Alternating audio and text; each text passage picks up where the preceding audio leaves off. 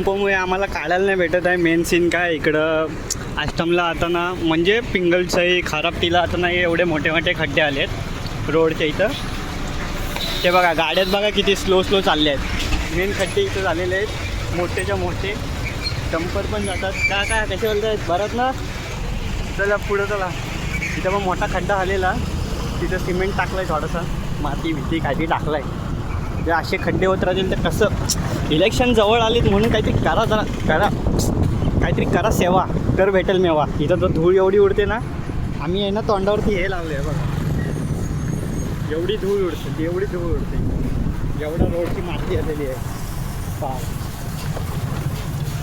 फार धूळ उडते, फार नाकातली केस जाळता इथं.